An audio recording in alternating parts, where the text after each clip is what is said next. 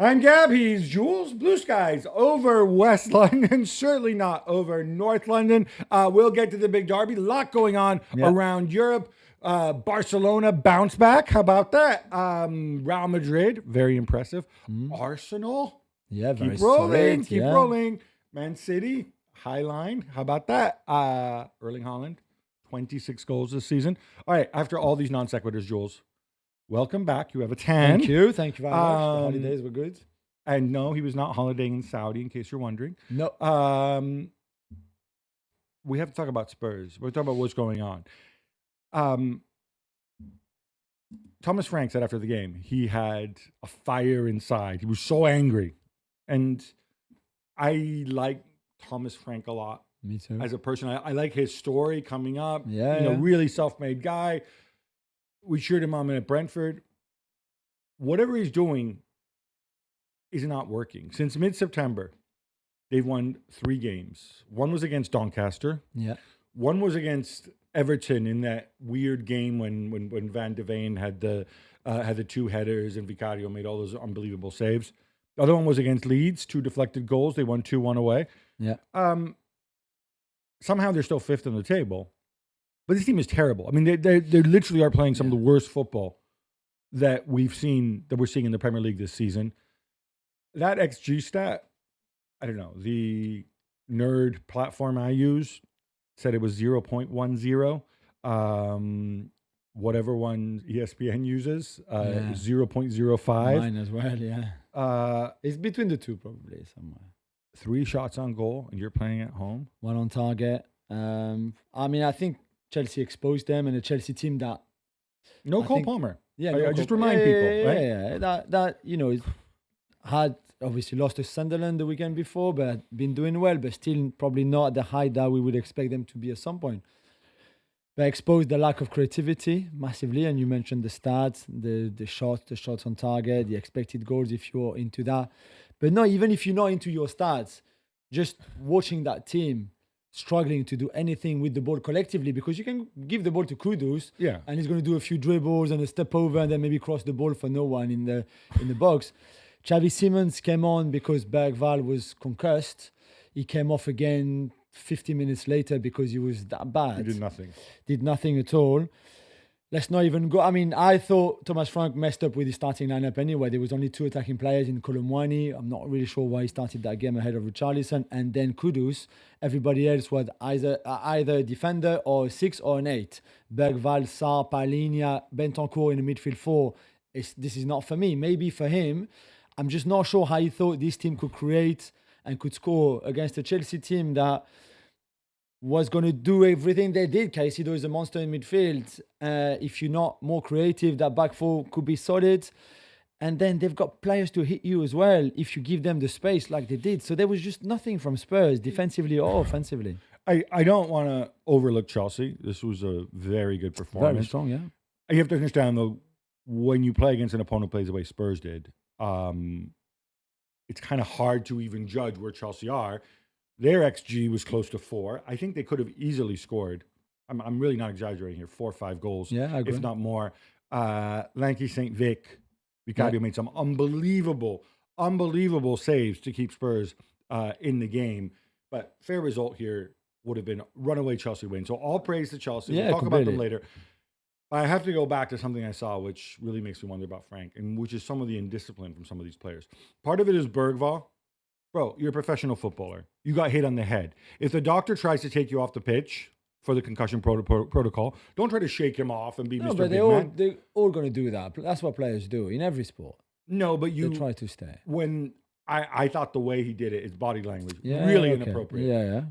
And what we saw at the end, Jed Spence and Mickey van de Ven. Now, they don't do this at every club, but at many clubs, evidently at Spurs, it's customary to go and you applaud your fans for supporting you. Yeah. Right? You go over to them.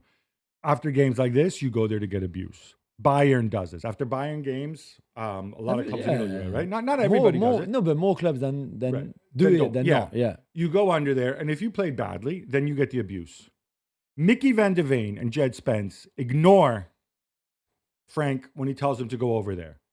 I hear this battery of Muppets on my television expos. Oh, well, they're just frustrated. Frustrated what? Be a professional first. Remember who's paying your salary. It's those people in the stands. Just really, really makes me. I hope Frank just really takes it. Just rips both those guys a new ones. Because the point is not so much what he told them to do, whether it was like go and clap the fan, move your car from the car park, go and buy me some bread, and it's the fact that he asked them to do something and they didn't do it. So they refused to do what he said to them. In public. Yeah. In public. Joel, sticking with this, I ranted. You know my thoughts on this. I know fans don't always behave well, but in terms of individuals, in terms of groups, if you're talking about fans, you have to be respectful. And this is why I take issue with, I didn't mention this last time, we're talking about Chelsea. Garnacho, when he scores and he does a little thing where he sits on the advertising hoarding. Yeah. Bro, do it in front of your own fans. Don't do it in front of the away fans, which he's done before. I don't think he does it on purpose. I don't think he's thinking. But you always have to have respect for these people. I agree. These guys were disrespectful. And then Thomas Frank, afterwards, he says, well, it's just a small thing, blah, blah, blah. We were talking off air. You suggested that Thomas Frank is being a professional. He's not throwing them under the bus. Yeah. Privately, do we think Thomas Frank has it in him to go and like... Yeah, I think so. There will be a talk that, like a Xabi Alonso, Vinicius, post-Classico, don't do it publicly, do it privately, which I think is fair. There's no need for him to lay into them again, especially after a defeat like that. I would think it's something you sort out in private. Don't really need, I think, to open up too publicly to the press or to the media. I think the fans don't need to hear you being mad at them in front of your television on Match of the Day or things like that. And I think he knows better that those things are sorted out in private. But it's just not a good look. Again, just for the look of it. Whatever he's asked them, but Spence's reaction with his arms, throwing his arm into his head, in the air, to his manager too, like felt, in terms of image, looked really bad. And honestly, hearing some people saying like, well, but they're just frustrated, you just want to get down the tunnel. And I'm like, what kind of there's a part of that, for sure, I'm sure. Yeah, but sorry, what kind of like entitled, like out of touch world do you live in? No. If you go and you justify this kind of behavior. But you also see this, we talk about this because Frank asked them to go and they refused, like we said. But there's a lot, if Frank doesn't go on the pitch, Van der Ven and Spence going back into the dressing room straight away without clapping the fan, nobody notices. No. And that happens all the time. Of course. And all the time we also see some coaches who, when their team loses or whatever, they go straight down the tunnel, right? Absolutely. We see that all the time. This is a story because he asked them to do something which they refused to do. But you know why? But Thomas Frank may not be a good manager for a big team like Spurs, but he's a good person who's accountable. He goes, he puts his face out there. He says, I picked this crappy lineup. I gave them these instructions.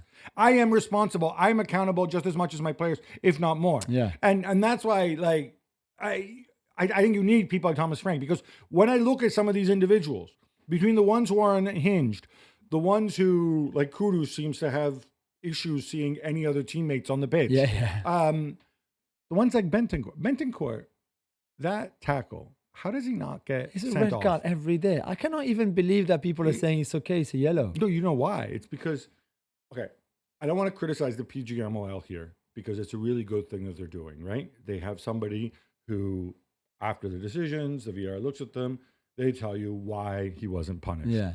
On social media, you mean? Yeah. So, and I think they do it in real time with the broadcasters as well, right? Yeah. They tell them to. That is a good thing, the communication.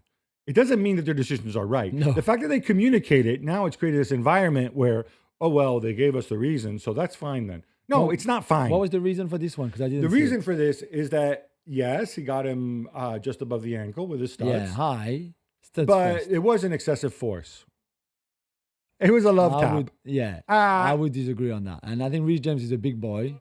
Bigger than Betancourt for sure, but that would have hurt massively. That tackle. I was very surprised it was not turned into a red. I thought it would be a very easy decision. So there's an issue of discipline there. There's an issue, I think, tactically with how the pieces fit together. Cuti Romero came back. He came off the bench. By the way, if he had started that game and things had gone that way, I think things would have gotten even worse very, very quickly, right? Someone off. what is he doing wrong? Because we have the get out of jail free card.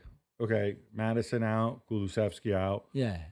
I would add Solanke out, but after this summer, in which they signed 2 other center forwards in Randall Colomwani and Matisse Tell, I don't even know if he likes Solanke.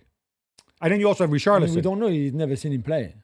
Because Solanke was injured pretty much when he arrived anyway. Or not long after. He had a bit of preseason, but that was it. Okay, so you have a team with essentially 4 center forwards. I mean, I know Cal, and I mean, I know some of these guys can play wide too. But you have a whole slew of other players who are supposed to play wide. Yeah. Some of whom did very well last year, like Brian Johnson. Some like Odobert, who we both really, really like. Yeah. You've got Xavi Simons in the mix. You've spent a lot of money on Kudus. It's just a ton of bodies, right? Yeah. We mentioned 4 center forwards, and then we mentioned 4 wide players. Yeah. That's 8 people, all of whom are pretty much on starter type money, for 3 attacking spots. And still in this game, he only plays 2 of them because he plays Bergvall. Yeah, and Saar. Well, can you explain? I think he's struggling. From the beginning, he's always said, let's get this team to defend better. No problem. Defensive structure, being solid. Okay. Without Vicario, they would have conceded so many more goals in the 0-0 draw against Monaco, the 3-0 win at Everton. The Monaco game. I mean, they were battered by a team that, just lost this weekend in Ligue 1 against They're 4th in the table, Paris FC. Monaco, So okay, they might not concede too many goals, but they concede a lot of chances lately. So even that defensive structure, which by the way, we often say on the show, is much easier to put in place than an attacking structure where it'll be flowing, movement, all of that. Even that, I'm not too sure about it. But if you look at the lack of creativity, the lack of chances created, the lack of goals even they scored overall, you see, like, how did they think? Okay, maybe they just had hopes for Xavi Simons, maybe, and Kudus. But Kudus is, like you said, a dribbler, one-on-one player that then crosses the ball in. There's no creativity per se in there. Right. He can't find a pass. He doesn't have an eye for a pass. He's not like a Madison or Kulusevski type. Odobert is the same on the other side. He just has pace and dribbles. I love him. Paris born and bred. Anything you want, just done that. Matisse Tell is, we're not really sure exactly what he is. He's a good player, but we don't know what his best position is. So that lack of creativity, Madison got injured really early in the summer. So sure, and you knew Kulusevski would not be ready before January at best.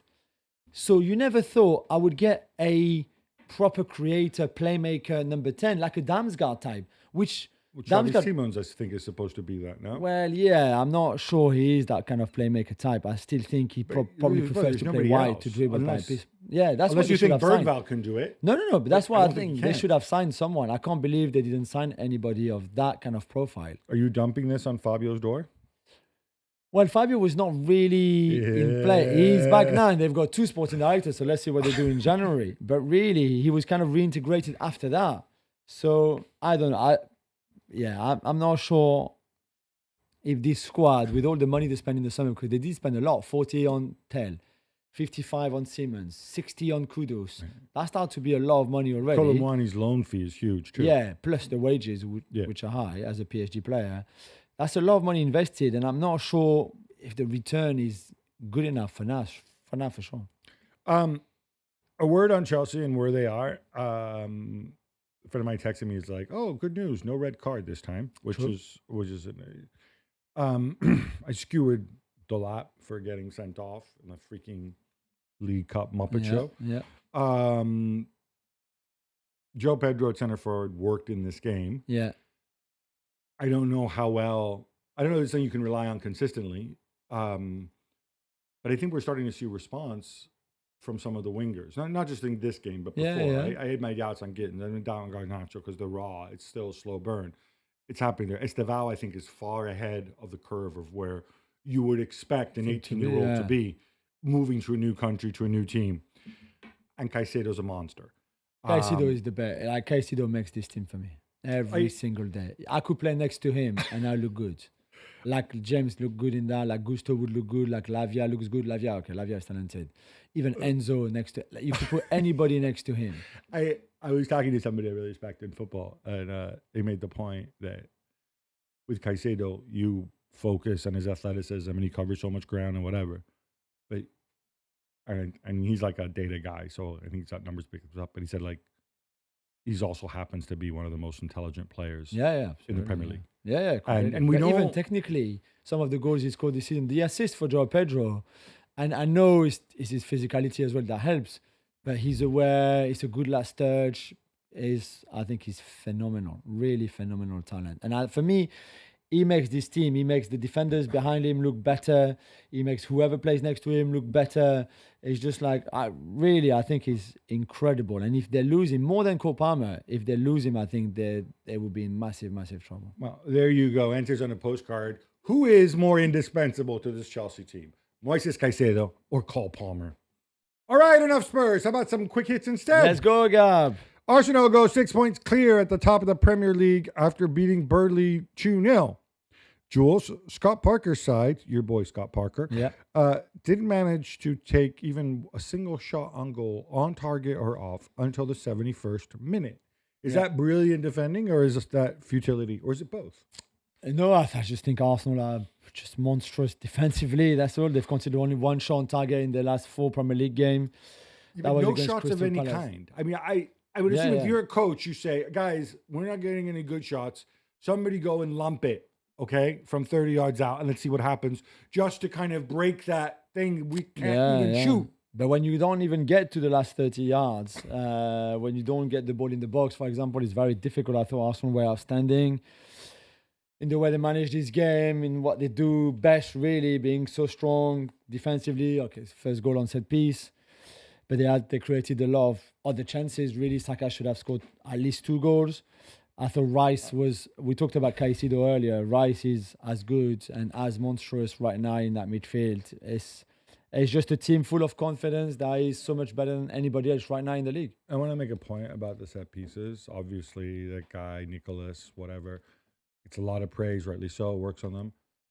But it's not just a guy drawing up diagrams, it's the execution. If you look at the way Gabriel if you look at 2 things. One, the delivery that they get. Not everybody has that consistent delivery from, usually it's Rice, sometimes it's Saka.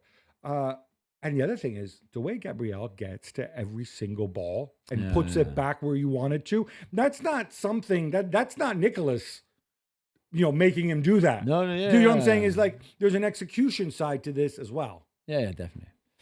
Liverpool win their first Premier League game since the Merseyside derby on September 20th, Gab, defeating Aston Villa 2-0. This looked like last season's team? Yeah, because it was last season's team. Pretty much, obviously the goalkeeper, remember this really, because Alisson is injured. And, the striker, Darwin Nunez is gone, Luis Diaz is gone. So Hugo Kitia played up front, which meant no Florian Wirtz. They went back to what's familiar. That's what you do in crisis time. Yeah. Robertson and Bradley at fullback. Obviously, Bradley is an Alexander-Arnold, but he's been there before. I was really disappointed in Aston Villa. I mean, come on, this ridiculous performance. I thought they could have done a lot better. And it's Emi Martinez, obviously. And in the end, it took Emi Martinez gifting Mohamed Salah the goal, right? Yeah. I want to ask you about this. The McAllister Onana thing. And again, I don't want to bitch about referees on set pieces. How is it possible? And I really like Amadou Onana. Me too. How is it possible? There's video of him with his large hand around McAllister's throat. How do you not get sent off? Like, in what context are you allowed to do? Is it just because McAllister's a cheat who then throws himself to the ground? I don't know. Was it like 50-50 and one is so much bigger than the other? And his hand is literally on his throat. I know. There's no footballing. It was feisty. Yeah, it was very feisty. I like McAllister's reaction on winning that, not letting Amadou Onana win the ball, or Villa do anything, or he even getting a foul for him or something like that. Yeah, it was good defending from him. I don't know. 3 times in a row, I just want to just book both these idiots if they do it again. I mean, I don't see why we need to allow this. Yeah. Atletico Madrid down Sevilla 3-0. But Jules, the story is Antoine Griezmann scoring his 200th goal in La Liga. He has another 6 in the second division, by the way. Yeah. Making him 11th all time. I know, the third foreigner, obviously, after Cristiano and Messi. I mean, he's on his way out. Obviously, this is the last season for him at Atletico. I don't know how many more he will has another score. year contract. Yeah, but let's be honest, he's not even a starter anymore. It doesn't look like he's. can I go mean, back he's to nowhere Real near his Sociedad. best. Well, I don't think so either. I think he will go to MLS in the summer. So the next one that he can beat or overtake is Paino, who had 2-1-3. So in his 13, I don't think he will get he's not getting 13 league this year, goals no. between now and the end of the season. So I don't know where we'll stop. Maybe 205, which will be already incredible for him. But yeah, at 34, he comes on for the last 20, 30 minutes and does a job. But yeah. Bayern make it 15 in a row now in 15 games with a 3-0 victory over Bayer Leverkusen on Saturday. Gab, how did they look ahead of the big game against my boys PSG on Tuesday? Pretty darn good. I mean, they played the B team essentially. Yeah. We had Kim at the back. We had a whole new sort of front three of the youngsters, Bischoff and that Leonard Carl, who's a bit special. Yeah. And Nico Jackson, who scored his first goal. This is exactly what you want. Rest the guys, wrap up the game by halftime. Leverkusen, not great in this game. But yeah, they certainly come in on a high and with rested starters. Jules, we're not done. We have more quick hits. Yes. A late wonder goal from Amad Diallo gives Manchester United a 2-2 draw at Nottingham Forest. Jules, Ruben Amorim says it's the sort of game they would have lost a year ago. Yeah, I mean, I disagree. I think this is, if you look at that game half full, I think it's a game that United should win against a Forest team that had been terrible since the start of the season, that only won one game, that has changed managers 3 times or twice, had 3 managers, 2 changes already, and United on a series of 3 Premier League wins in a row should go to Forest and win, especially when they take the lead. So again, I thought in that game they were too easy to open, too easy to attack. The 2 goals they conceded are terrible goals to concede. And yeah, they salvage a point in the end because it's a great goal by Ahmad, who can try another 9 times and the ball goes in the stands. I think he was talking about maybe their fight back after, because they were 1-0 up and then in the space of 2 minutes they go 2-1 down. I think he's maybe referring to that, but they didn't really produce much. No, against a bad team. Against a bad team, and it's an individual goal that wins it for you. 1 set piece and 1 won the goal. Speaking of set pieces, your buddy Sean Dyche, complaining because he said that the ball had gone out of play, which it probably did, before the corner that led to Casemiro's opener for United. And he says that they should have VAR for that too. So where I agree with him is that there is nowhere that the linesman who is on the other side of the pitch, so behind the goal, in the corner, at the corner flag on the other side, so that's 90 meters, right? From one end to the other, from one corner flag to the other. It's impossible. And Savona is ahead or behind the ball for him. So he sees the back of Savona. He cannot see where the ball is. So for him to put his flag up to say, I saw the ball being fully all out, this is a corner, is BS. The guy is a massive liar. It's impossible from where he was. We don't know if he actually said that, but he guessed. I presume, well, no, he put his flag up. You can see that. Right, but so his flag up is only for a corner. He's making a judgment, I presume. But he put his flag up because he says it's a corner. Call him a massive liar. Well, yeah, but how can he say that it's a corner if he can't see it? Yeah, because if he doesn't put his flag up, it's a goal kick. Also, the angle at which he is, he's not in line with. He's kind of he's got across. The 2 posts, the goalkeeper, Savona, and then it's just impossible. Why is he putting his flag up? I don't get it. Yeah. So you think VAR should step in? No. I don't know what the solution. Tell me what the solution. I'm just saying that there's no way he can see it, but he put his flag up. Sean Dyche said it would take 4 or 5 seconds. I don't think there's an appetite for further VAR review of this sort of thing. But I agree with you. They should call it if they're short. Yeah. Manchester City leapfrog Bournemouth into second place with a 3-1 victory at the Etihad on Sunday. 2 more goals for Erling Haaland, who destroyed Andy Iraola's high line and Messi defense. They were all over the place. All over the place. This is what we call bad high line execution. And it was so obvious. I mean, in one of them, Erling Haaland runs from inside his own half because the Bournemouth defenders are so far up the pitch. Now, I get it. You want to press. You want to be aggressive. But you have to know where that large blonde monster is at all times. And you have to know that he can get a run on you. And it wasn't just these two. I mean, O'Reilly scored the third goal, but there was another chance. It was very similar to this. Haaland had another one too. I kind of like Pep's humility in this one. 48% possession at home Yeah. from Manchester City. I think that kind of speaks volumes. I think they've scored 3 goals in transition already this season, and they scored 4 in the whole of last season in transition. He's ready to do this. He's ready to go to that well. And shout out to Ryan Shirky, too. He looked really good. Yes, So, did. and 2 assists, great. I mean, great baller. just need him to change his mind and come out for Italy. Yeah, well, that's not going to happen now. Sorry, know. it's too late. But I think Shirky and Foden together will be a danger for whoever played against them. Paris Saint-Germain need a late goal from Gonzalo Ramos to get past Nice 1-0. Jules, I know he's been rotating and blah, blah, blah. I looked at this. This is pretty close to his best 11 available that he started with. And still you needed Kvicha Kvaratskhelia with that goal line clearance and this late goal. Any reason to be concerned? So, no Marquinhos, no Ruiz, no Dembele, no Doué. No. But Ruiz is coming back from injury, correct? Yeah. Right. So that's 4 starters missing out of 11. So I'm not sure if this is like he's close to his best 11. They had a lot of chances. First half was not good. Second half, no, but it's not a weird rotation where he plays like, Beraldo and Lucas Hernandez and stuff like that. Right? Yeah, true. You had your 2 fullbacks. You had Pacho. You had. The first half was poor. The second half much better. They should have scored before that. Barcola should have scored. Barcola should have scored. Speedy, in that come on, first man. half. I won't lie. I turned the TV off with 2 minutes to go, saying to the children, "This is it. Like it's another draw. It's annoying."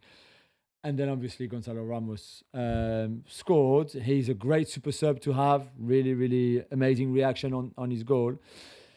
In a way, I think you deserve to win. You got away with it this time, but you also deserve to win because the second half was better. But yeah, it looks like they are much better in the Champions League than in the league so far this season, which was the other way around at the same stage last season. 1 win in 4 heading into this game. Yeah. No, yes. They have a lot of things to sort out. Certainly in the league, which I think they are not really too focused on.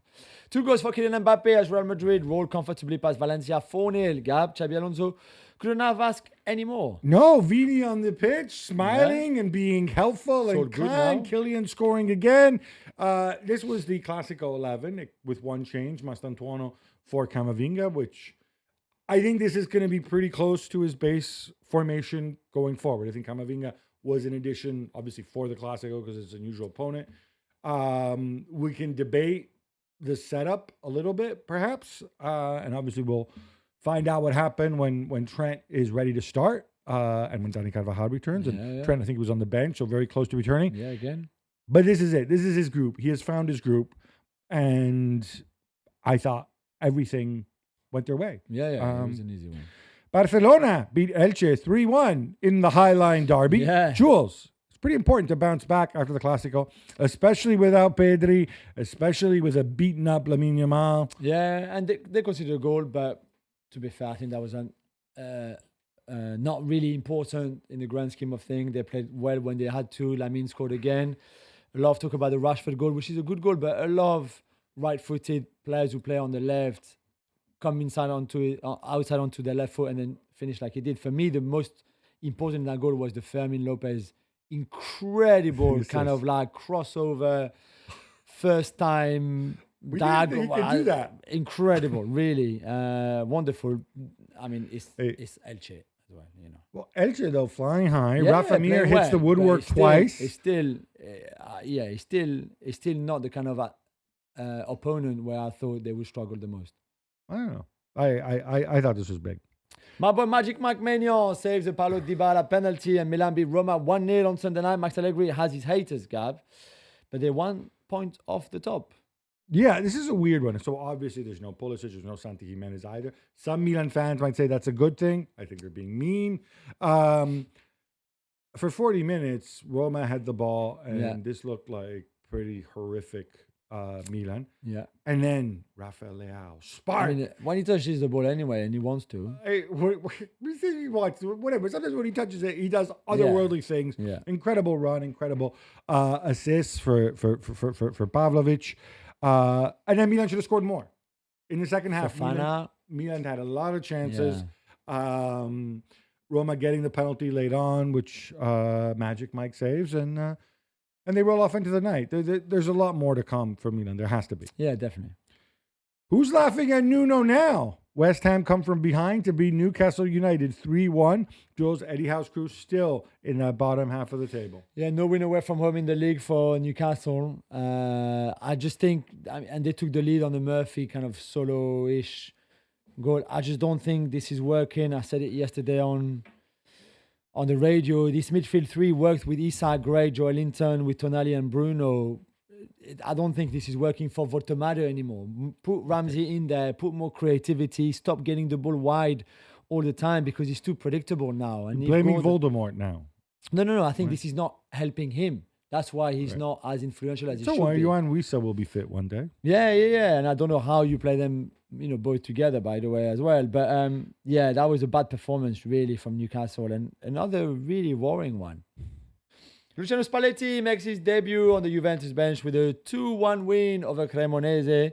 Gab, what did we see? I think we saw a lot of really, really good things from Juve. And I'm not a Spalletti guy. He had his tweak, the biggest tweak, of course. Teun Koopmeiners finding a spot for him as a left-sided center back, which apparently he played when he was very, very young. Yeah. But stepping into midfield, playmaking, he can do that.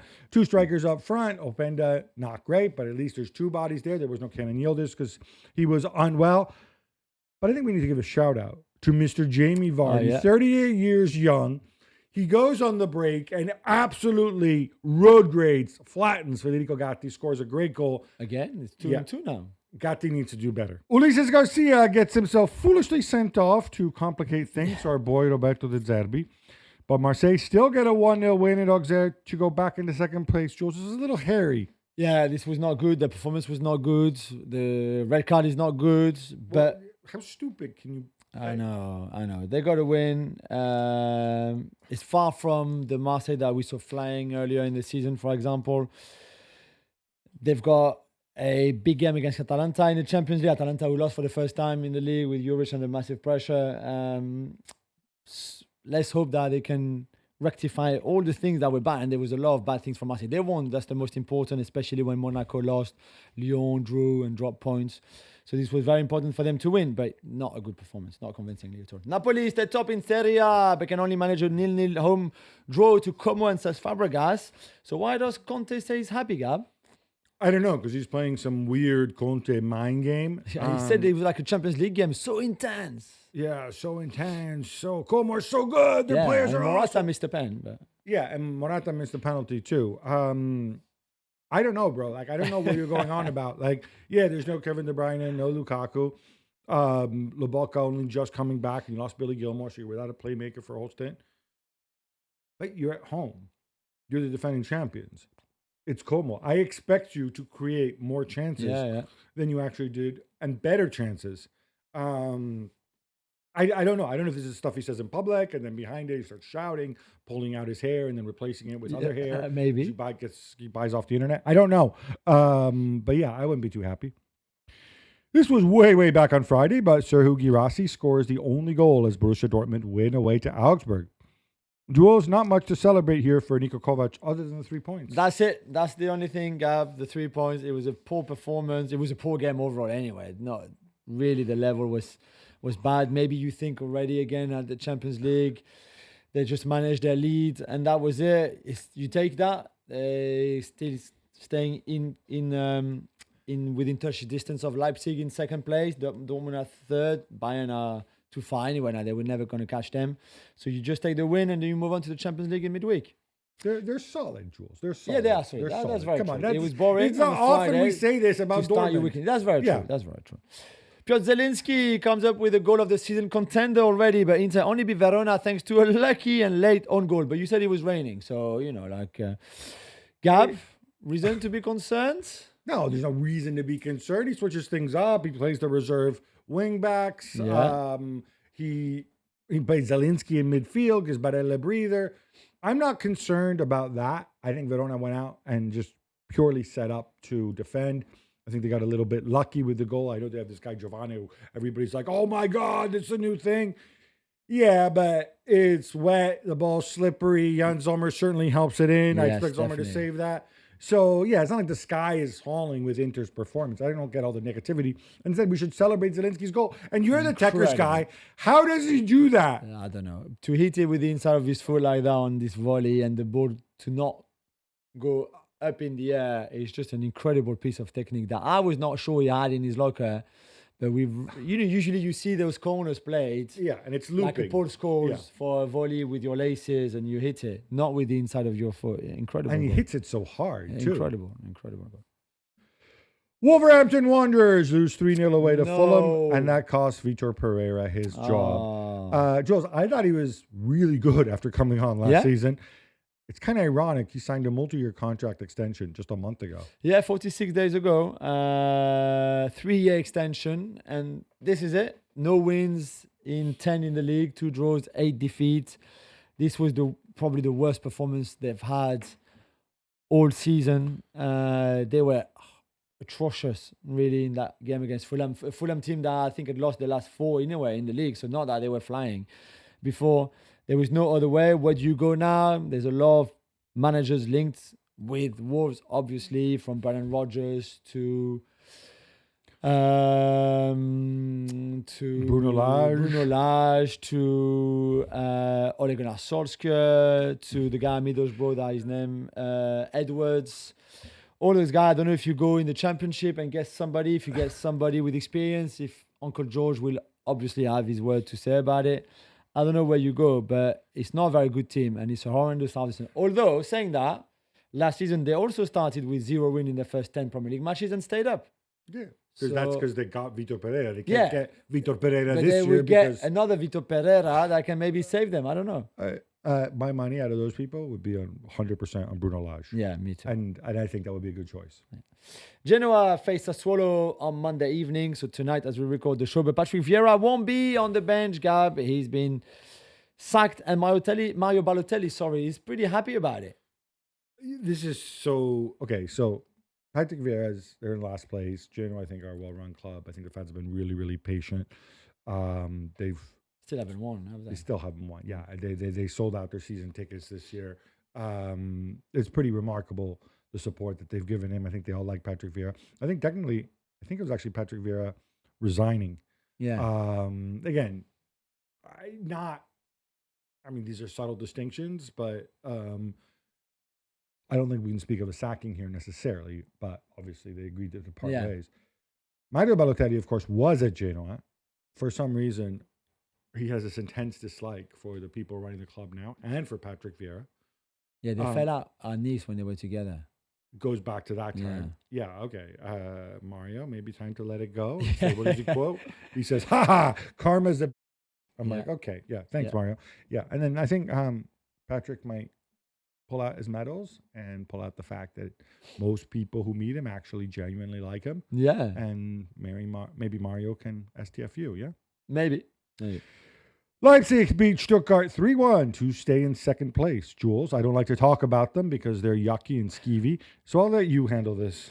Yeah, they're in great form. Diomande is a hell of a talent, really, only 19, and he was outstanding in this game. Stuttgart, very good team collectively, but Leipzig, maybe not as strong yet collectively, but individually. Which is the best Diomande out there? Yeah, this one. This one? Yeah, definitely. Not the Sporting one? No. Okay. This one for sure. Great. 7 wins in 1 draw now, I think, for Leipzig. We mentioned earlier, second in the table. They've forgotten that spanking they got Bayern earlier on in the season, in the first game of the Bundesliga. And since then, they've been pretty impressive, I won't lie. Should we give Jurgen Klopp credit? Because this is the big conundrum, right? If we give him credit for what? Well, he's Red Bull's global head of blah, blah, blah. So the thing is, last year when they absolutely sucked backside, and the pet blinders and all this nonsense, the official line was, well, no, but Jurgen's not really involved. It's really just an ambassadorial position, blah, blah, blah. Yeah. And I believe that. So this year they're doing better. Is he now involved? I don't know. I don't think so either. Gab, we heard how Real Madrid were going to seek substantial damages after a court in Madrid upheld a ruling in the Super League case against UEFA. Just how substantial are we talking and what's happening? Okay, so firstly, if you recall, the European Court of Justice and their they came out with one of those verdicts, which are super complicated and super subtle, and only the finest legal minds can understand. Yeah. But which allows both sides to say, "Aha, we won! Look, they said we're right." With Real Madrid coming out and saying that, look, the verdict says UEFA abused their dominant position, blah, blah, blah.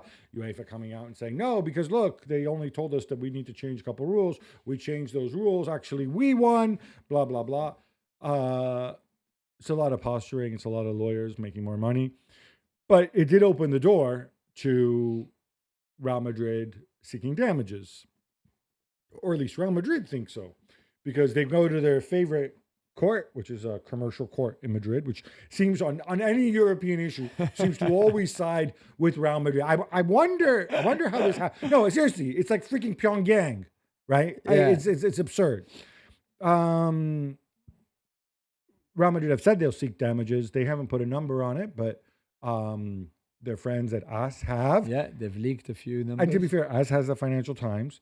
They talk about a 4.5 billion euros in damages. Now, to be clear on this, UEFA do not have 4.5 billion euros lying around.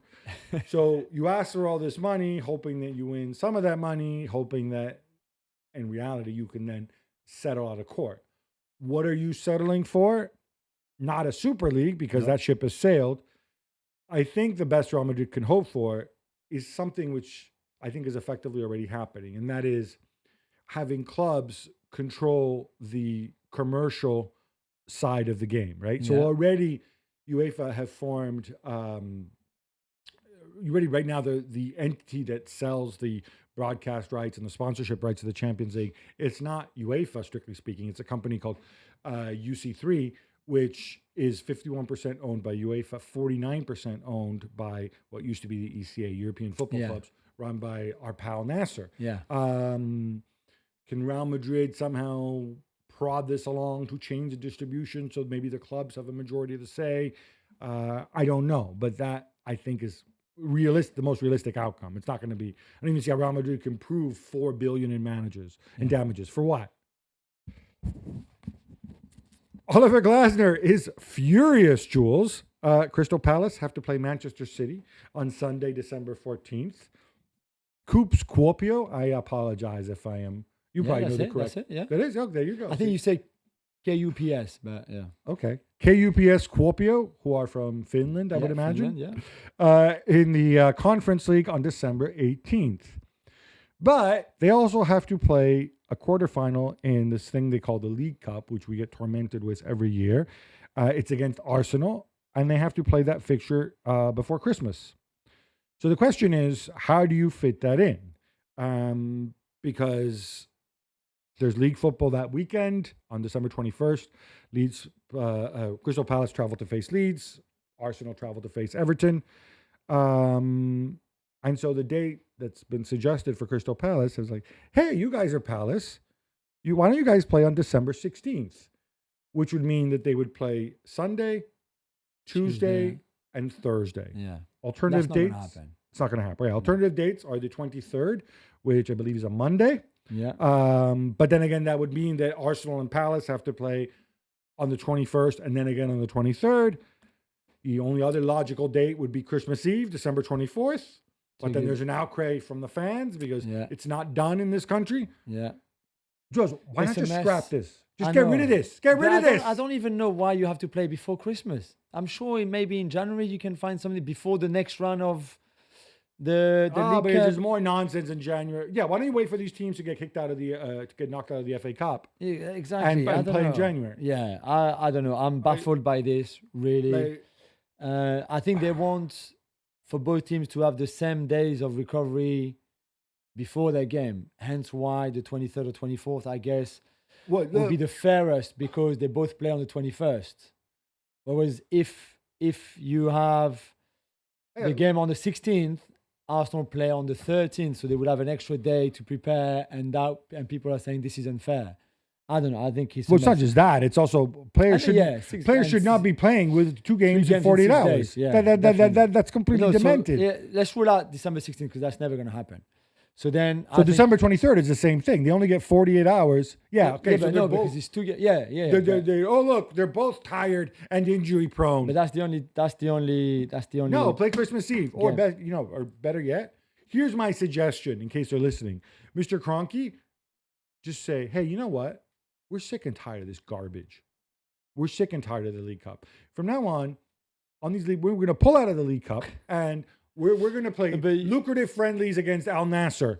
You know, if the Premier League says this is, if the FS says this is the date, Arsenal can't say no. We don't want to play on that day. No, they will have to say yes. Honestly, they should get together. This is so stupid. We had to endure this nonsense last midweek when we saw all these B teams go and play.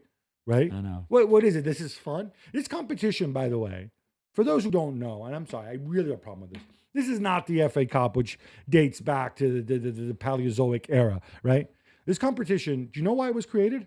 It was created to make money. Yeah. It was created But like in every other country. Sorry? Yeah, in a lot of other countries. No. In most countries, the National Cup has been going for a long time. The National Cup of England is the FA Cup. The League Cup was created in the 1960s because a number of clubs started putting in floodlights because it would get dark early in winter, as it does in this country. And so they had to pay for the floodlights. And they said, hey, let's invent a competition, right, to go so that we can go and we can use our floodlights and we'll play in the evenings. That's why this nonsense was created. Loads of other countries also created a League Cup that didn't exist before. What? France and Belgium? Yeah, but like... And France got rid of it. Yeah. Well, yeah, Belgium got rid of games. It was too many games. I mean, this is stupid. And if clubs aren't going to take it seriously, why should broadcasters? Why should fans? Yeah, that's true, man. Chelsea women's coach Sonia Bonpastor has weighed into the rub between former England goalkeeper Mary Earps and the current one, Anna Hampton. Gab, she had some harsh words in a biography. Bonpastor on Earps, who wrote about it in her autobiography. Okay. So I think we're both... none of us are huge fans of Mary Earps. She plays for PSG, so I like her. Oh, so now you like her. Yeah. Okay. You didn't like her when... She played for PSG. Okay, there you go. So the story here is that basically they were both with the England women's team. Mary Earps was the starter. Hannah Hampton was the backup.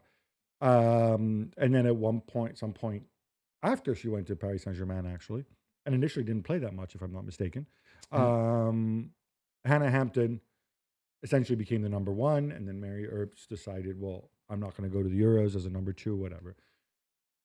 Mary Earps came out with her side of the story. She published a book, and she said she had a go at the England women's national team, Serena Wiegman, and she basically said that Hannah Hampton got away with a lot of disruptive behavior, unprofessional behavior. Now, what bugs me here is, correct me if I'm wrong, I've not read the book, I've only read accounts, but she doesn't mention what exactly did Hannah Hampton do that was so disruptive. Now, I kind of feel, I appreciate Mary Earps is not a journalist, let alone a writer, but if you're going to say you have to bring specifics, bring specific examples. Disruptive behavior could be anything. Yeah. Maybe Hannah Hampton was farting, but maybe she has irritable bowel syndrome. I don't know. Or maybe she actually was being difficult in the defense. You're alleging these things, right? There's been... So obviously, Mary Earps unhappy with Serena Wiegman and unhappy with Hannah Hampton. Sonia Bonpastor, I have no issue with you sticking up for your players, but I think she's way over the top.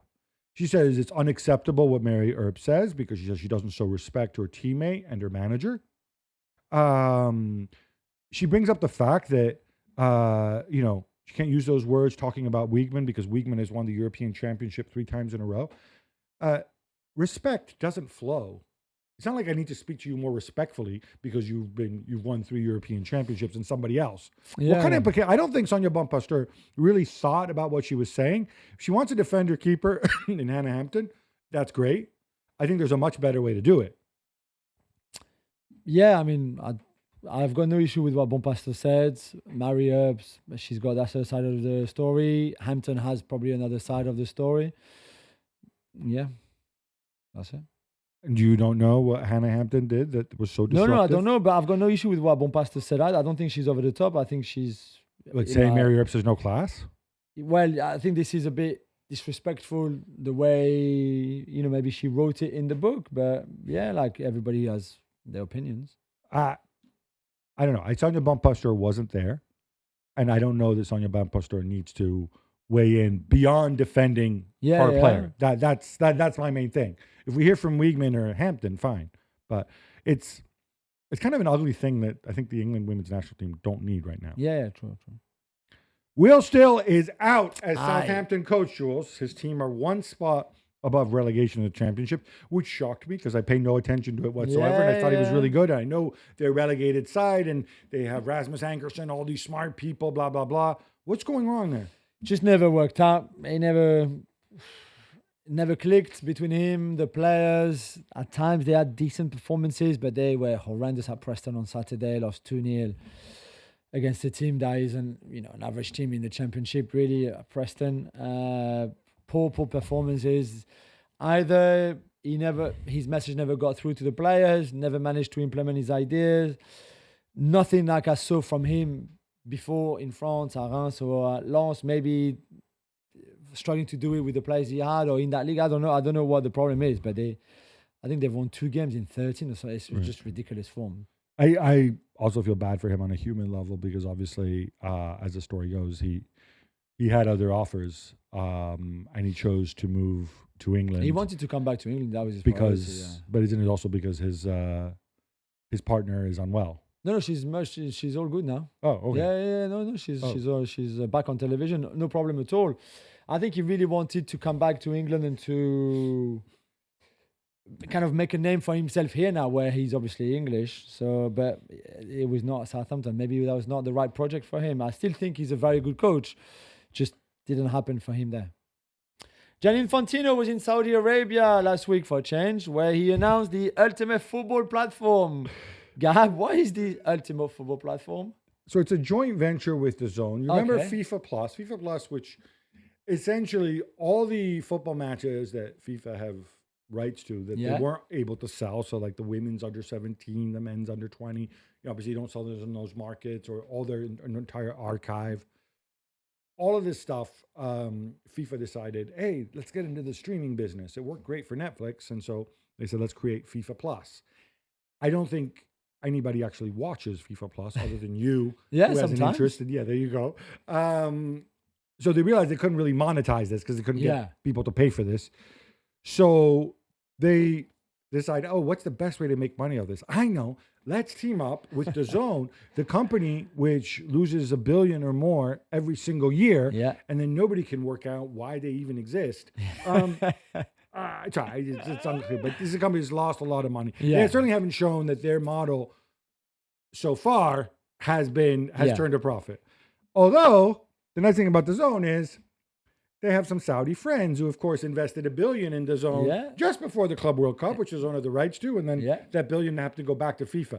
What makes me slightly uneasy about this, or I think should make people uneasy about this, is FIFA is a governing body. Once they start getting into production and editorial content, I mean, imagine they have to go and sell something. Do you sell it to your business partner, who you already have, or do you put it out to tender where somebody else might buy it? How do you know you're getting the best possible price? How do you navigate this? If I were really unkind, is what better way for Saudi to go and channel more money into Johnny's coffers than via this thing? I don't know. I think this is... I'd be curious. I don't know what levels of approval, if it's just Johnny can just sign something and make it happen, or whether it needs to be approved by the FIFA Council. Committee, committee has to agree or something. But it's curious. They said they're going to also have like a 24-hour rolling sports news service because, of course, those do so well. And again, are they going to...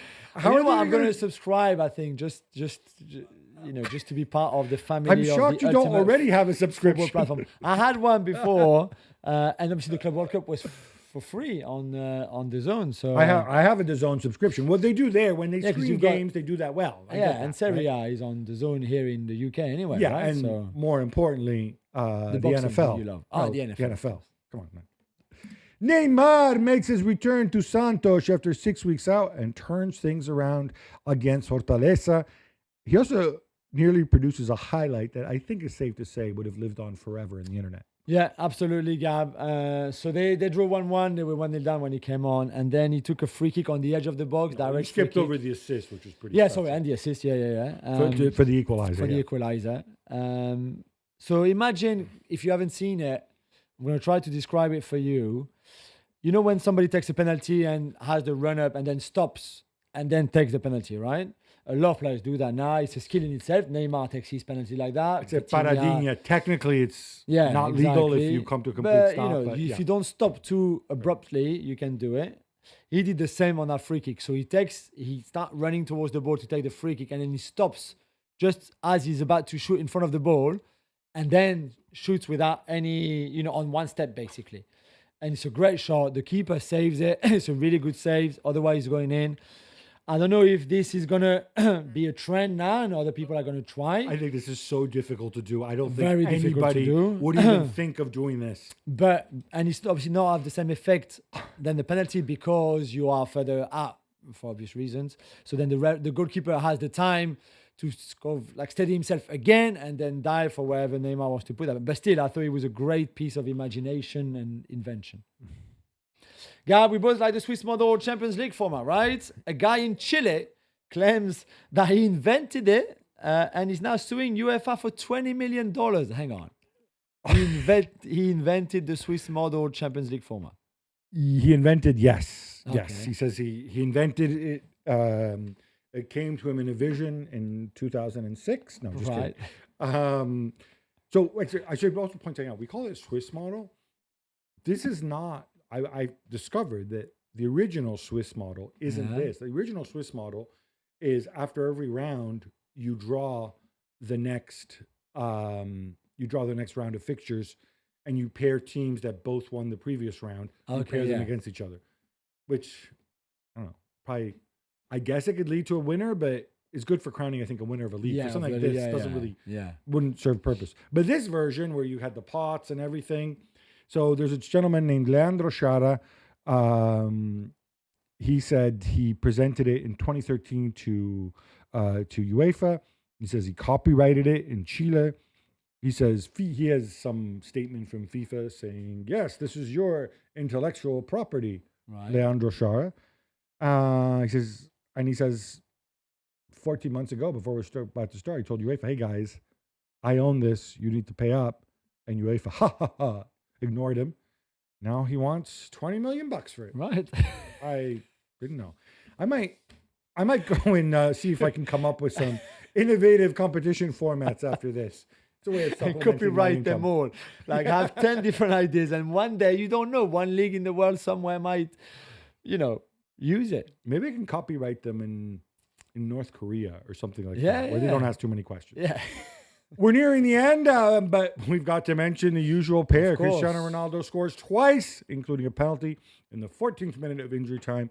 And El Nasser come from behind to beat El Faiha 2-1. That's right, the 14th minute of injury time. And don't get me started on the decision itself. Yeah, and let's say that some of the other big stars in Saudi League were not very impressed by that decision by the referee and put it out there on social media. Al Ittihad players, Al Hilal players, for example, who had a lot of laughing emojis at the decision. One, the timing of it, and like you said, the decision in itself. I don't know who this guy is, Amri, but again, this is where you have to have video evidence to go and just punish people, because this is cheating. Yeah. It's 100% cheating. And look, if you hadn't done it in a game, if it wasn't Cristiano Ronaldo's teammate and he hadn't done this in a game where Cristiano Ronaldo scores the winning penalty, we wouldn't be talking about this. That's the reality. But look at your own house. This is not the tone you want to set. No, that's true. And you can't have one without the other, obviously. Leo Messi also scores a late goal, but Inter Miami lose to Nashville 2-1, and that means a third game in the playoff tie. That's right. That lovely MLS playoff format. I don't know how I feel about it. It seems to be kind of designed because maybe they think they don't want to have extra time. They'd rather have an extra game so they can monetize that. Yeah, I don't quite get that. Playoffs is a bit more in the US culture anyway, right? So like a kind of playoff. Best of three? Yeah, best of three. But they only do it in this round. So I don't know. Like, whatever. Yeah, I don't know. The Inter Miami destroyed Nashville in the first game. In the second game, they're 2-0 down. It wasn't garbage time, but man, that guy can hit a ball. And both Thomas Müller and Heung-min Son qualifying and now facing each other in the Western Conference semi-final. In the old timers derby. How Exactly. about that? Anyway, that was his 30th goal this season for Lionel Messi in MLS. Bit special. Jules, this brings us to an end. But we're going to come back on Thursday. You know why, Yes, of right? course. The champions. Man, I'm hyped and it's gonna am be buying against Paris Saint-Germain. And Liverpool, Real Madrid. And Liverpool, Real Madrid. There you go. That'll keep us busy. Until then, love the game, love your neighbor, love yourself.